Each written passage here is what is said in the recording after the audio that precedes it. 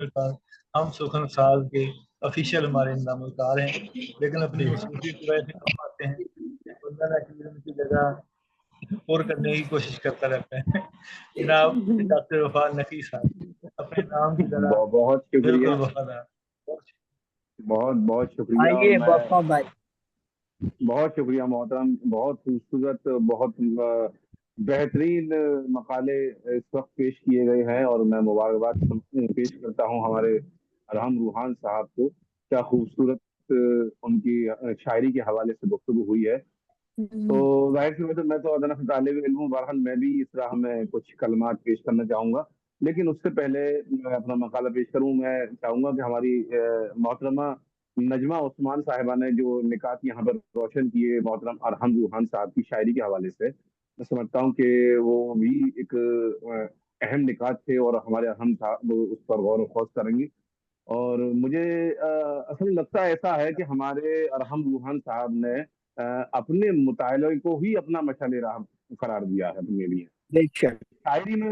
ہاں، مجھ سے بہتر آپ تمام حضرات جانتے ہیں کہ شاعری میں کہا یہ جاتا ہے، جب ہم طالب علم تھے، ابھی طالب علم ہیں، تو جب میں ایم اے کر رہا تھا تو ہمارے پروفیسر سراج انملی صاحب نے بتایا تھا شعبے اردو علی گڑھ مسلم یونیورسٹی کہ شاعری میں 3 میم ضروری ہے۔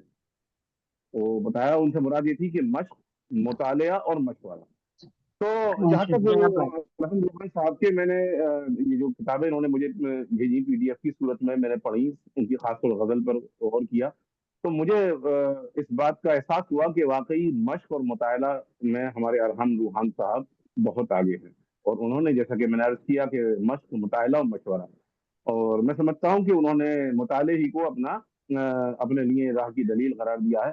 بہرحال میں نے بھی چند الفاظ جمع کیے ہیں ان کی شاعری کے حوالے سے۔ میرے مضمون کا جو عنوان ہے وہ یہ ہے کہ مختلف پہلوؤں میں بات ہو سکتی ہے ان کی شاعری کی، لیکن میں نے ایک پہلو لیا ہے، بہت خوبصورت شاعری ہے، اس میں کوئی دو رائے نہیں ہے۔ میں نے عنوان جو قرار دیا ہے اس مضمون کا وہ ہے کہ غزل میں محبوب سے برجستہ و بے باک گفتگو کرنے والا شاعر ارحم روحان۔ صرف جی جی، غزل میں محبوب سے برجستہ و بے باک گفتگو کرنے والا شاعر ارحم روحان۔ کیا بات ہے۔ اردو غزل کی روایت رہی ہے کہ عاشق اپنے مخصوص انداز میں محبوب سے خطاب کرتا ہے۔ اس خطاب میں کہیں بے باکی و برجستگی ہوتی ہے، تو کہیں شوخی و ظرافت، تو کہیں عزت و احترام نظر آتا ہے۔ لیکن امتداد زمانہ کے ساتھ ساتھ ادب میں بھی تبدیلیاں آئی ہیں۔ مثلاً قلی قطب شاہ اور سراج اورنگ آبادی کی غزل سے روایتی غزل مختلف ہے۔ روایتی غزل سے نئی غزل انحراف کرتی ہوئی نظر آتی ہے، لیکن مختلف لہجوں اور غزل کے مختلف دھاروں اور اس کی نشیب و فراز میں ایک چیز یکساں ہے، وہ ہے محبوب کا کردار۔ محبوب غزل میں ہمیشہ سے عاشق سے بیزار رہا ہے۔ عاشق طرح طرح سے اسے رجھانے اور لبھانے کی کوشش میں لگا رہتا ہے، تاکہ محبوب اس کی جانب چند لمحوں کے لیے ہی صحیح توجہ کر سکے۔ اس عمل میں عاشق اپنی ہستی فنا کر دیتا ہے، لیکن پھر بھی محبوب اس سے متاثر نہیں ہوتا۔ لیکن نئی غزل اس سے قدرے مختلف ہے۔ ایک بات تو یہ کہ اب عشق کا مزاج اور معیار بدل چکا ہے۔ اس زمانے میں اب وہ عاشق نہیں جو مجبور ہو، دیوانہ وار صحرا کی گردش کرے، گریبان چاک ہو، یا پھر کسی پر مارے۔ آج کی تکنیکی دنیا میں عشق کا انداز بھی تبدیل ہوا ہے۔ اب اس میں صداقت و طہارت کے بجائے ہوس کے عناصر زیادہ کارفرما نظر آتے ہیں۔ یہی وجہ ہے کہ محبوب پہلے جیسا محبوب نہیں، اور عاشق پہلے جیسا عاشق نہیں۔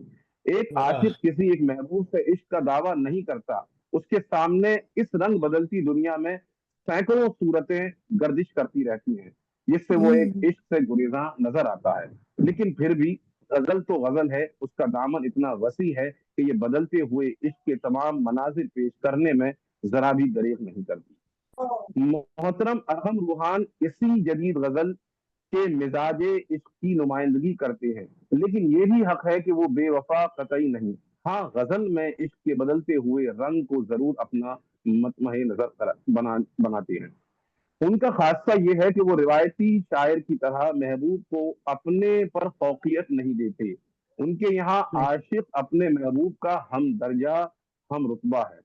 یہی وجہ ہے کہ ان کی غزل کا عاشق اپنے محبوب سے خطاب کرنے میں ذرا بھی نہیں جھجکتا، وہ گھما پھرا کر بات نہیں کرتا، بلکہ جو اس کے دل میں ہوتا ہے برجستہ و بے باک انداز میں محبوب سے کہہ جاتا ہے، چاہے وہ وصال کی آرزو ہو یا ہجر کی کیفیت۔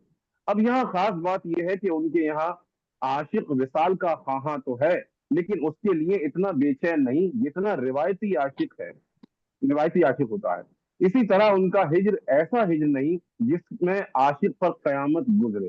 ملاحظہ کریں ان کا ایک شعر، مثلا ایک شعر ہے ان کا کہ کبھی میں یاد آؤں تو چلو تم مسکرا دینا، کبھی میں یاد آؤں تو چلو تم مسکرا دینا، اگر میں بھول جاؤں تو چلو تم مسکرا دینا۔ شعر سے ظاہر ہے کہ وصال کے بعد عاشق و معشوق میں فراق ہونے جا رہا ہے۔ اس سلسلے سے روایتی عاشق اگر اپنے جذبات کا اظہار کرتا تو کبھی وہ نہ چاہتا کہ اس کا محبوب اس سے بچھڑے، کیونکہ ہجر اس کے لیے عذاب کی مانند ہے۔ لیکن آج کے دور کا عاشق لیکن آج کے دور کے عاشق پر ہجر و وصال کے اتنے گہرے نقوش نہیں پڑتے کہ وہ دنیا کو بھول جائے۔ آج کے دور میں یہ تو ممکن ہے کہ عاشق محبوب کو بھول جائے، لیکن ایسا نہیں ہو سکتا کہ وہ جس دنیا میں رہتا ہے اس سے کنارہ کش ہو جائے۔ لیکن ہجر پھر بھی ہجر ہے، اور غزل میں اس سلسلے سے مضامین کا ہونا لازمی ہے۔ اب یہاں شاعر کا کمال یہ ہے کہ وہ ہجر کو بس ایک معمولی سی بات سمجھتا ہے، البتہ اپنے محبوب سے یہ ضرور کہتا ہے کہ اگر میں تمہیں بھول جاؤں تو تم مجھے یاد کر کے مسکرا دینا۔ نئی غزل میں عاشق کا محبوب کو بھول جانا کوئی بڑی بات نہیں، لیکن ہماری روایتی شاعری اس طرح کے مضمون کی متقاضی مشکل سے ہی ہوتی ہے۔ یہ بھی واقعہ ہے کہ انسان پر دنیا میں رونما ہونے والے حالات و حادثات کا اثر تو کچھ نہ کچھ پڑتا ہی ہے۔ اسی لیے ارحم روحان صاحب کہتے ہیں، چلو تم خوش یوں ہی رہنا نئے رنگوں کے منظر میں، چلو تم خوش یوں ہی رہنا نئے رنگوں کے منظر میں، اداسی کے سبھی سائے میں اپنے پاس رکھتا ہوں۔ اس شعر سے ظاہر ہے کہ عاشق پھر بھی عاشق ہے، وہ محبوب سے کلی طور پر سر کے تعلق نہیں کر سکتا۔ یہی وجہ ہے کہ چاہے کچھ وقت کے لیے ہی صحیح، فراق کے بعد اداسی اس کے حصے میں ضرور آتی ہے۔ عشق کا تعلق عاشق و معشوق کے دل سے ہوتا ہے۔ اب یہ الگ بات کہ کس کے ساتھ کیا مجبوری ہو، لیکن ایک سچا عاشق اپنے معشوق سے یہ ضرور چاہتا ہے کہ اسے ٹوٹنے سے بکھرنے سے بچا لے۔ شعر ملاحظہ کریں، میں تیرے ہاتھ سے گرتے ہی بکھر جاؤں گا، میں تیرے ہاتھ سے گرتے ہی بکھر جاؤں گا، دل کا رشتہ اے میری جان سنبھالے رکھنا۔ اور جب عشق صادق ہو تو عاشق کو دنیا کے ہر منظر میں محبوب ہی نظر آتا ہے۔ شعر ہے، ہوا جب گنگناتی ہے مجھے تم یاد آتے ہو، ہوا جب گنگناتی ہے مجھے تم یاد آتے ہو، صبا جب گیت گاتی ہے مجھے تم یاد آتے ہو۔ غزل میں محبوب کی تعریف و تحسین عاشق کا فرض عین ہے۔ اب یہ الگ بات ہے کہ ہر دور کی غزل میں محبوب کی تعریف الگ الگ انداز میں نظر آتی ہے، کہیں اس میں بے باکی نظر آتی ہے تو کہیں احترام نظر آتا ہے، لیکن ارحم روحان کے یہاں ان دونوں انداز کی متوازن صورت نظر آتی ہے۔ کہتے ہیں، کیا تجھے بے مثال کرتی ہیں، کیا تجھے بے مثال کرتی ہیں، تیری آنکھیں کمال کرتی ہیں۔ اسی طرح اظہار عشق میں ان کے یہاں کوئی گھماؤ پھراؤ نہیں ہے، وہ دل کی بات کہنے میں محبوب سے ذرا بھی نہیں شرماتے۔ کہتے ہیں، تیر یہ دل کے پار کرتے ہیں، تیر یہ دل کے پار کرتے ہیں، ہم تجھے دل سے پیار کرتے ہیں۔ عشق میں معشوق ستارے توڑ کر لانے کی اکثر بات کی جاتی ہے۔ ارحم روحان بھی اس محاورے کو اپنی شاعری میں استعمال کرتے ہیں، لیکن ایک روایتی انداز میں اور دوسرا اس سے انحراف کی صورت میں۔ مثلا ان کا شعر ہے، جی، ستارے توڑ لاتے ہم اگر تم مان جاتے تو، ستارے توڑ لاتے ہم اگر تم مان جاتے تو، بہاریں موڑ لاتے ہم اگر تم مان جاتے تو۔ ظاہر ہے عاشق معشوق سے بڑے بڑے دعوے کرتا ہے، یہاں بھی شاعر معشوق سے راہ عشق میں ہر ناممکن کام کو ممکن کرنے کا دعویٰ کرتا ہے، لیکن چونکہ محبت کی راہ میں صرف زبانی جمع خرچی ہی کافی نہیں ہوتی۔ بقول شہریار کا شعر مجھے یاد آ گیا، اس کو میں نے یہاں پہ کوٹ کیا ہے کہ زبانی دعوے بہت لوگ کرتے رہتے ہیں، زبانی دعوے بہت لوگ کرتے رہتے ہیں، جنوں کے کام کو کر کے دکھانا ہوتا ہے۔ اور آج کی دنیا میں مجنوں ہونا ناممکن نہیں تو مشکل ضرور ہے، کیونکہ عاشق کے سامنے راہ محبت میں دنیا اپنی مادیت کے ساتھ کھڑی ہو جاتی ہے۔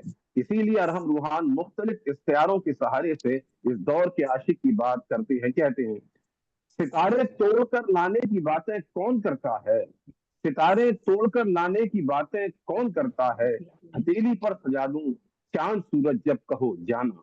یہاں ہتھیلی پر چاند اور سورج مال و زر کے استعارے کی صورت میں نظر آتے ہیں, جس کے بغیر آج کی دنیا میں عشق ممکن نہیں ہے. پہلے ہجر عاشق کا مقدر ہوتا تھا, نئی غزل میں معشوق بھی اس کا شکار ہوتا ہے اور عاشق اسے سمجھانے کی کوشش کرتا ہے. ارحم روحان کہتے ہیں کہ میں جلدی لوٹ آؤں گا, ذرا تم حوصلہ رکھنا, تمہیں دل سے لگاؤں گا, ذرا تم حوصلہ رکھنا. گویا کہ یہاں عاشق معشوق کا کردار ادا کر رہا ہے اور معشوق عاشق نظر آتا ہے, لیکن معشوق تو معشوق ہی ہوتا ہے, وہ عاشق سے دور ہی رہتا ہے. ہر دور کی غزل نے اس بات کو تسلیم کیا ہے کہ عاشق تادیر معشوق کے ساتھ نہیں رہ سکتا. ارحم روحان بھی کہتے ہیں کتنی بیکل ہے دور جانے کو, کتنی بیکل ہے دور جانے کو, تو مجھے زندگی سی لگتی ہے. لیکن معشوق ایک سچے عاشق میں فراق ہونے کے بعد صرف یادیں ہی عاشق کے جینے کا سہارا ہوتی ہے.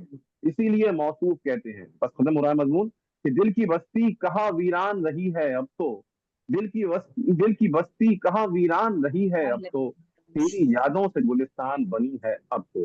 لیکن آج کا عاشق پھر بھی آج کا عاشق ہے, وہ اب زیادہ دیر محبوب کی یادوں میں نہیں رہ سکتا, وہ بھی محبوب کی طرح سنگ دل بن جانے میں کوئی عیب نہیں سمجھتا. شعر ہے اچانک دل کو یہ کیا ہو گیا ہے, اچانک دل کو یہ کیا ہو گیا ہے, میرا دل تیرے جیسا ہو گیا ہے. غرض یہ کہ ارحم کی غزل سے متعدد اشعار مثال کے لیے دیے جا سکتے ہیں جن میں محبوب سے تخاطب کا انداز روایتی شاعری سے مختلف ہونے کے ساتھ ساتھ اور عصر حاضر کے رنگ سخن کی نمائندگی کرتا ہے, ساتھ ہی محبوب کے تشخص کو پامال نہیں ہونے دیتا. اس سلسلے سے ان کی شاعری نہایت جاذبیت کی متحمل ہے. مجموعی طور پر کہا جائے تو ہم یہ کہہ سکتے ہیں کہ ان کی شاعری میں خوبصورت اسالیب کے ساتھ ساتھ مضامین کو خوبی کے ساتھ برتنے کی سعی پائی جاتی ہے. اس سلسلے سے وہ ایک منفرد شاعر کہے جانے کے اہل ہیں, لیکن پھر بھی ان کے لیے لازم ہے کہ وہ اپنی شاعری کے حوالے سے نو فلک سنوارنے کے لیے کسی استاد شاعر سے مشورہ ضرور لیں, تاکہ ان کے اندر چھپا ہوا مضبوط شاعر اپنی توانائی کا مزید احساس کرا سکے. بہت عمدہ, بہت عمدہ, بہت عمدہ, بہت عمدہ.